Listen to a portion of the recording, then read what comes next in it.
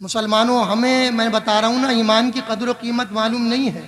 جی بے شک. بہت آسانی سے مل گیا ہے یہ ایمان، اور ہم یہ سمجھتے ہیں کہ بس یہ ہماری ایسی جاگیر ہے کہ رہے تو ٹھیک اور نہ رہے تو ٹھیک. جی بے شک. نہیں مسلمان، دنیا رہے نہ رہے، مال رہے نہ رہے، دولت رہے نہ رہے، اولاد رہے نہ رہے، عزیز و اقارب رہے نہ رہے، لیکن خدا را ایک بات یاد رکھنا، طیب علی قادری تم سے ہاتھ جوڑ کر عرض کر رہا ہے، کچھ رہے نہ رہے لیکن یاد رکھنا ایمان کی دولت کبھی تمہارے سینوں سے جدا نہ. بے شک. سبحان اللہ. حق ہے. ایمان بے جیسی شک. دولت تم سینوں میں بسا کر لے گئے تو یہ دنیا تم نے کامیابی میں پالی. جی بے اور شک. اگر ایمان تمہارے سینوں سے نکل گیا تو سمجھ لو تم نے اپنی ساری زندگی خراب کر دی. جی بے شک. حق ہے. سمجھے نہیں؟ کیونکہ جنت انہی لوگوں کو ملے گی کہ جن کے پاس ایمان ہو، ایمان کی دولت اور جن ہوگی. کے پاس ایمان نہیں ہے انہیں جنت نہیں ملے گی. نہیں ملے گی. بے شک. اب حضرت خباب جب ایمان لائے تو ان کافروں نے بڑے ظلم و ستم کیے ہیں، بہت ستایا ہے مسلمانوں کو. جہاں تک ان سے ہو سکا ہے انہوں نے ظلم و ستم کے پہاڑ توڑ دیے. خدا کی قسم حضرت خباب رضی اللہ تعالیٰ عنہ کو لایا جاتا اور پہلے تو انہیں مال و دولت کا لالچ دیا گیا جی بے شک. کہ ہم تمہیں مال دیں گے، ہم تمہیں دولت دیں گے، جو تم تمنائیں رکھتے ہو ان تمناؤں کو ہم پورا کر دیں گے، لیکن اے خباب ہم چاہتے یہ ہے کہ تم اپنے دین پر واپس آ جاؤ، اور محمد عربی کا جو دین ہے جس کے دامن سے تم وابستہ ہو گئے ہو اس دامن کو چھوڑ دو اور اس کی غلامی کا دم بھرنا تم چھوڑ دو. ہم تمہیں عزت بھی دیں گے، مال بھی دیں گے، دولت بھی دیں گے، اور ہم تمہیں رئیسوں میں شمار کر دیں گے. بے شک. سبحان اللہ. لیکن حضرت خباب رضی اللہ تعالی عنہ اس پر راضی نہیں ہوئے، اور جب انہوں نے دیکھا کہ مال بھی ان کو ہماری طرف کھینچ کر نہیں لا رہا، حضور کی محبت ان کے سینے سے نہیں نکل رہی، تو اب انہوں نے کیا کیا کہ ظلم و ستم کے پہاڑ ڈھانے شروع کر دیے، اور ایک آگ جلائی گئی، اور آگ کو جب وہ خوب روشن ہو گئی اور وہ آگ بجھنے لگی. جی بے تو شک. ایک تو ہوتی ہے آگ کا جلنا اور ایک ہوتا ہے انگاروں کا جلنا.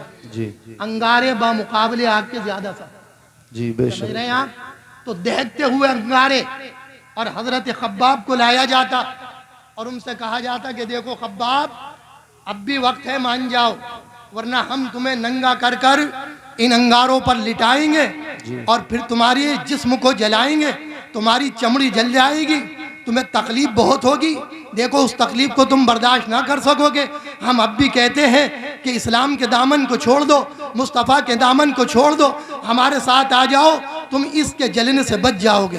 لیکن حضرت خباب ہے کہ کہتے ہیں تو ہو کے ترش مجھے ایزا ہزار دے، اور یہ وہ نشہ نہیں کہ جسے ترشی اتار دے. بے شک. یہ وہ نشہ نہیں جسے سبحان ترشی اللہ. اتار دے. جی. تاریخ بتاتی ہے خدا کی قسم ننگا کر کے حضرت خباب کو لایا جاتا اور رنگاروں پر انہیں پیٹ کے بل لٹا دیا جاتا.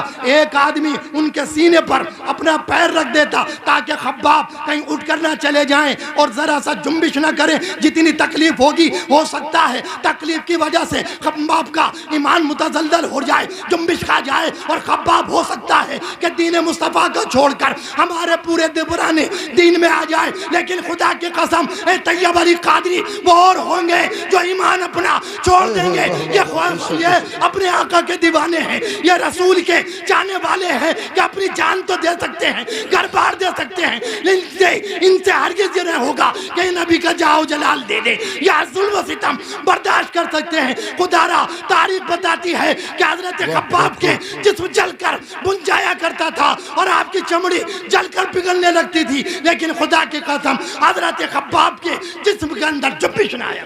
نعرہ تکبیر، نعرہ رسالت، مسلک اعلی حضرت، نعرہ تکبیر حضرت علامہ طیب علی قادری نعیمی، نعرہ تکبیر، نعرہ رسالت. سبحان اللہ. ماشاءاللہ. خدا کی قسم سبحان اللہ. کافر تھک گئے، ہار گئے، لیکن حضرت خباب کے ایمان کو ان کے سینے سے نہ نکال سکتے. بے شک. آج ہم ذرا سی پریشانی میں آ جاتے ہیں تو اپنے ایمان کا سودا کر بیٹھتے ہیں. جی. دولت آ جائے تو ایمان دے بیٹھتے ہیں، دو شیزہ آ جائے، خوبصورت لڑکی آ جائے، لڑکے آ جائیں تو آج ہمارے گھروں کا یہ حال ہے کہ ہمارے گھروں سے آپ سنی رہے ہیں. میں کہنا نہیں چاہ رہا کہ حالات میڈیا آپ کو دے رہی ہے نا، سوشل میڈیا پہ خوب واقعات موجود ہیں. جی بے شک. کیا یہی دن ہمیں دیکھنے کے لیے رہ گئے تھے؟ کیا اسی لیے بنے تھے ہم مسلمان؟ کیا ایسے ہی ہے صحابہ اکرام نے، اہل بیت اطہار نے اپنی جان کے نذرانے دے کر، اپنے گھر بار کو چھوڑ کر، حرب و ظلم و ستم کو برداشت کر کر، دور و دراز سے آ کر اولیاء اکرام نے، خواجہ غریب نواز نے ہندوستان کے اندر اسلام کے پرچم کو بلند کر دیا. راجستھان کے اندر پرتھوی راج چوہان کے آگے خواجہ غریب نواز آ گئے اور اسے دکھا دیا کہ ہم وہ ہیں کہ جہاں ہم بیٹھ جائیں تو ہم ہی بیٹھ جاتے ہیں، ہمارے سامنے کوئی ٹک نہیں پاتا. بے شک. سبحان اللہ یہی سبحان دن کے اللہ. بے لیے شک. خواجہ غریب نواز ہندوستان تشریف لائے تھے کہ یہ دن دیکھنے پڑے کہ آج ہمارے گھروں سے ایمان نکلنے لگے، ہماری بیٹیاں ہمارے گھروں سے نکل کر سرحد پار کر کے عزت کو تار تار کر کر چلی جائیں. خدا را یہ یاد رکھو مسلمانوں، یہ تمہاری سوسائٹی اور تمہارے حالات ہیں، یہ تمہاری تدریس ہے، یہ تمہارا علم و ادب ہے. ورنہ نبی نے تو یہ فرمایا تھا کہ تمہارے بچے پیدا ہوں تو انہیں ادب سکھانا، انہیں علم سکھانا،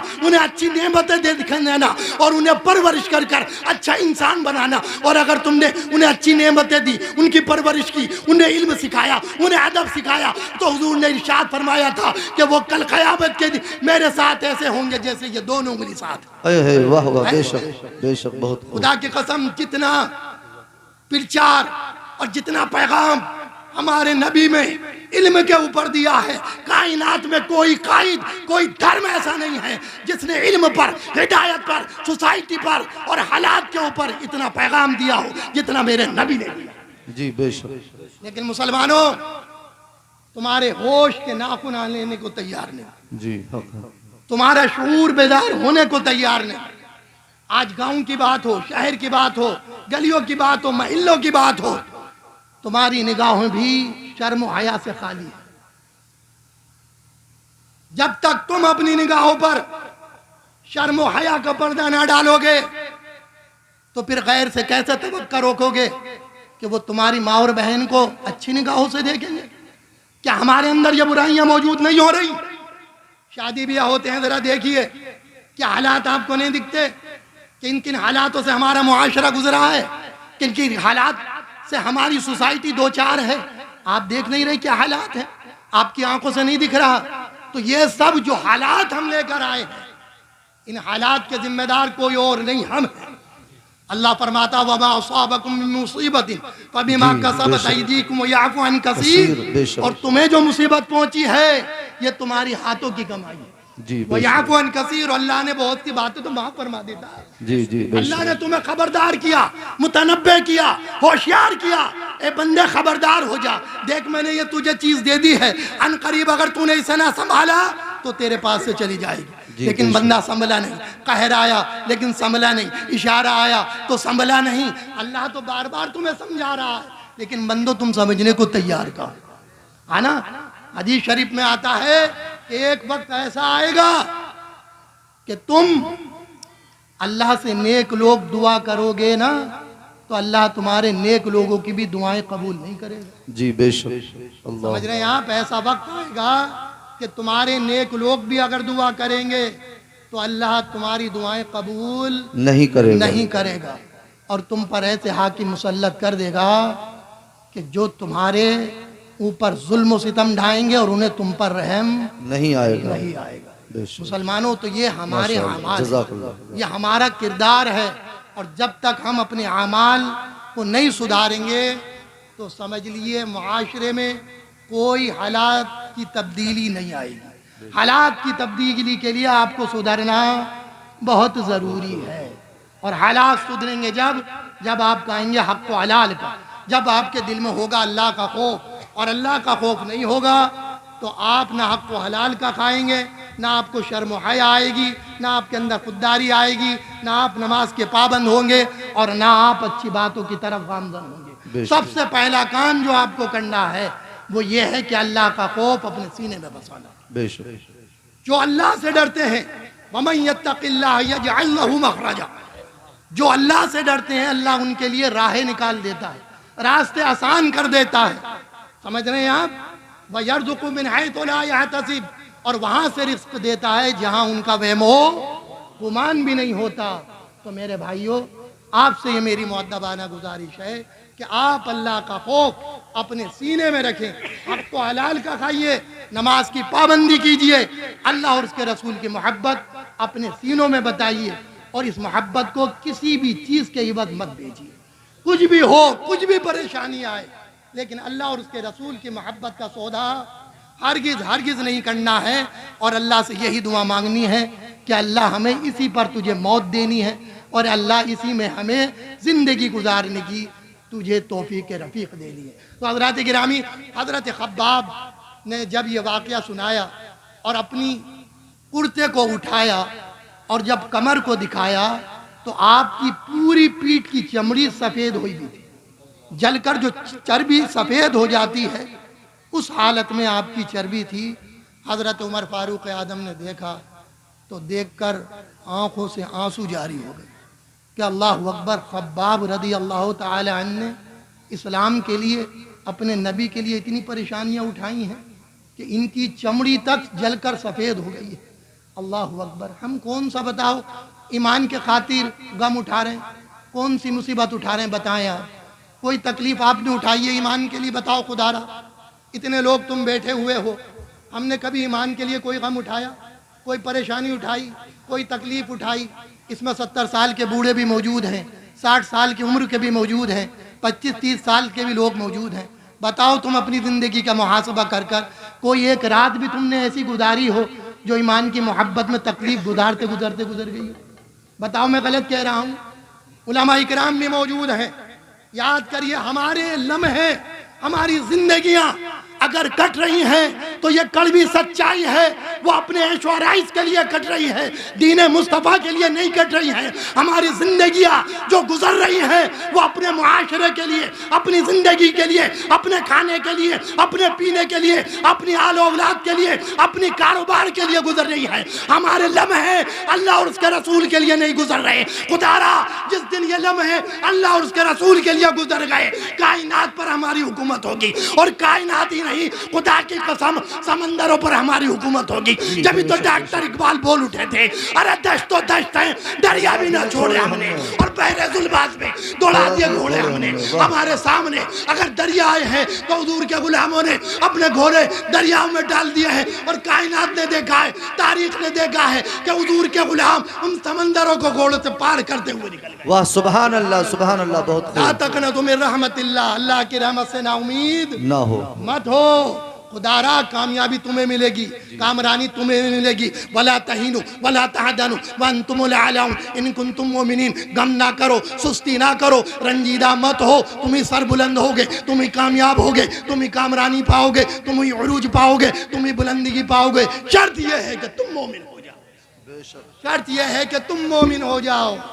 بس ساری بات اسی آیت میں نے کہہ دی۔ تم اگر مومن ہو گئے تو تمہیں عزت بھی ملے گی، بلندگی بھی ملے گی، اور مومن نہ رہے تو پھر تم خوب سمجھ گئے کہ تمہیں کیا ملے گا۔ مجھے کہنے کی ضرورت نہیں ہے، ہندوستان کے حالات تمہارے سامنے ہیں، یو پی کے حالات بھی تمہارے سامنے ہیں۔ بولنے سے کیا ہوگا، سبھی کچھ آپ جانتے ہیں۔ دل بیدار ہو جائے، احساس جاگ جائے، اور اللہ کا خوف آ جائے، وہی جلسے کامیاب ہے، اور حقیقی جلسے وہی ہیں جہاں آدمی آئے تو ہنستا ہوا، لیکن جب اٹھ کر جائے تو روتا ہوا، جب جائے تو اسے اللہ اور اس کا رسول یاد آئے، کائنات یاد نہ آئے، بلکہ قیامت اور عذاب قبر اور آخرت یاد آئے۔ اگر یہ یاد آ گیا تو جلسہ کامیاب ہے، ورنہ کروڑوں روپے خرچ کر دو، جلسے خراب ہے۔ جی بے شک۔ وہ ایک الگ بات ہے کہ اللہ کا ذکر ہوا، رسول کا ذکر ہوا، اس کو ثواب، اس کا ثواب مل جائے گا، لیکن حقیقت یہی ہے کہ دل کی دنیا تبدیل ہو یا اسلام کا پیغام تم تک پہنچے، تبھی جلسوں کی کامیابی ہے۔ ورنہ جلسے تو ہم ہزاروں سال سے دیکھتے چلے آ رہے ہیں۔ کامیابی جو سنت کو ملنی چاہیے، اہل سنت و جماعت کو ہم دیکھ رہے ہیں، وہ کامیابی مل نہیں رہی ہے۔ حالات بد سے بدتر ہوتے چلے جا رہے ہیں، لوگ سنت کا دامن چھوڑتے چلے جا رہے ہیں۔ میں آپ کو کیا کیا بتاؤں، کیونکہ میں ایک ایسے شہر کا رہنے والا ہوں، کیونکہ دل کی بات ہے، یہ کہوں گا ضرور، پیغام دینے کی بات ہے۔ سید صاحب آدمی تشریف فرما ہے، میں نے چند منٹ زیادہ لیے ہیں، میں ان کا بہت چھوٹا سا ایک ادنا سا طالب علم ہوں، مجھے معاف فرما دیں، میں نے وقت زیادہ لے لیا ہے، لیکن بات آئی ہے تو میں کہہ رہا ہوں۔ سرزمین امروہہ مدینہ الاولیاء ہے، ولیوں کا شہر ہے۔ محلے محلے میں آپ جائیں گے تو کوئی نہ کوئی اللہ کا ولی آرام فرما رہا ہے۔ یہ سنیوں کا شہر ہوا کرتا تھا کبھی۔ یہاں پر میرے بچپن میں میلادوں کی آوازیں آیا کرتی تھی۔ کوئی دن جاتا ہوگا جو حضور کی تعریف و توصیف نہ ہوتی ہوگی۔ مسلمانوں، آج یہ دن ہے کہ سرزمین امروہہ میں سالوں سال گزر جاتے ہیں، کہیں سے میلاد مصطفیٰ صلی اللہ تعالی علیہ وسلم کی آواز نہیں آتی۔ کیا اس کا حساب ہم علماء سے نہیں ہوگا؟ کیا اس کے بارے میں عوام سے نہیں پوچھا جائے گا؟ کیا ہم اسی لیے ہیں کہ بس تقریریں کرتے ہیں، نوٹ کماتے رہیں؟ کیا اسی لیے آئے ہیں ہم؟ دین کا پیغام ہمیں نہیں دینا ہے؟ کیا ہمیں ایسے ہی گزر کر چلے جانا ہے؟ کیا ہم سے اس کی پرسش نہیں ہوگی؟ ہر شہر، ہر گاؤں والے سے جو جیسی بھی طاقت رکھتا ہے، کل قیامت کے دن اس سے پرسش ہونی ہے، چاہے وہ عالم کی صورت میں ہو، چاہے پیر کی صورت میں ہو، چاہے طیب علی قادری کی صورت میں ہو، چاہے نمازی کی صورت میں ہو، چاہے حاجی کی صورت میں ہو۔ یاد رکھنا، ہر انسان سے اس کی طاقت کے اعتبار سے محاسبہ کیا جائے گا، اور اس سے پوچھا جائے گا کہ بتا تو نے سنت کے لیے کیا کیا ہے، اللہ کے لیے کیا کیا ہے، میرے محبوب کے لیے کیا کیا ہے۔ سارے شہر ڈوبتے چلے جا رہے ہیں اور ہم بیدار ہونے کو تیار نہیں۔ خدارا کب ہوگے بیدار؟ میں آپ سے ہاتھ جوڑ کر کہتا ہوں، خدارا بیدار ہو جاؤ، انشاءاللہ اپنی سنیت کو جگاؤ اور اپنے ایمان کو جگاؤ، اور محنت کر کر پیغام اسلام کا، نبی کا گھر گھر پہنچا دو، ورنہ وہ دن آئے گا کہ شہر امروہہ جیسے آج 2% سنیت رہ گئی ہے، 2% سمجھ رہے ہیں، تو کل یہ گاؤں بھی اس سے جڑا ہوا ہے، یہاں بھی وہ اثر آئے گا، اور یہاں آئے گا تو آگے بھی آئے گا، اور ایک دن وہ آئے گا کہ جلسے کرنے والے ہی نہ رہیں گے۔ جیسے امروہہ میں ختم ہے، ایسے ہی گاؤں میں بھی ختم ہوتے رہیں گے۔ بس یہی میرا پیغام ہے۔ رب العالمین کی بارگاہ میں دعا ہے، اے میرے مالک و مولا، یہاں جو کچھ میں نے عرض کیا، اس میں مجھ سے جو بھی غلطی ساون قصدن یا قطن واقع ہو گئی ہو، اسے تو اپنے پیارے حبیب صلی اللہ تعالی علیہ وسلم کے صدقے و طفیل میں معاف فرما دے۔ میں توبہ کرتا ہوں، استغفر اللہ ربی من کل ذنب و اتوب الیہ، کلمہ پڑھتا ہوں۔